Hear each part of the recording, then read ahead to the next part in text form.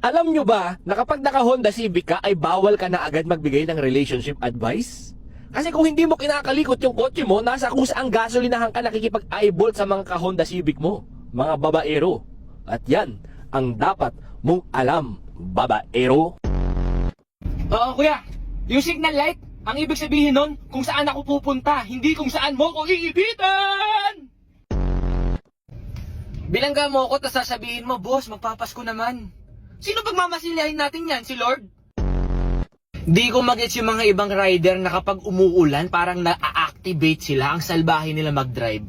Tapos pag nagalit yung mga nakakotse, sasabihin nila, kita mo na umuulan eh. Ako ba may gawa niyan? Ako ba nagpaulan? Ako ba may gawa ng ulan? Gusto mo tumigil yan? Kausapin mo si Kibuloy. Sabay-sabay tayo, basa. Bawal tumawid, nakamamatay. Anong hindi mo maintindihan? Nakamamatay nga! Itatranslate ko ha. Don't cross! You're gonna die! Right here, right now, this is the moment! It's over! You, like that, boom! O kuya, sa gitna nga, panoorin mo to. Yung signal light at saka side mirror, kung di mo gagamitin, itapon mo na. Hindi pwede, di ba? Kasi nga, kailangan mong gamitin! Kailangan. Ang dali lang mo, para kang nagdadogi. Lingon, signal, lingon, kabig. Lingon, signal, lingon, kabig. Ang basic. Huwag ka mag-skip.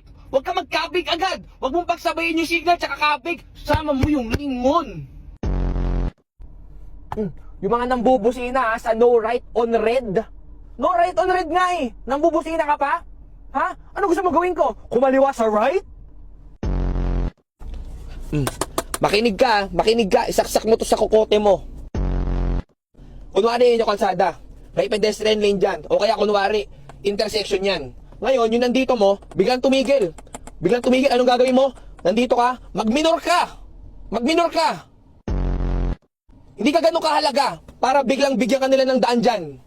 May hazard, may concern, may something dyan. Kaya nagminorya, kaya tumigil yan. Kaya ikaw mag-minor ka rin. Ha? Hindi ka hari, bungal ka. Okay? Tandaan mo yan, bungal ka.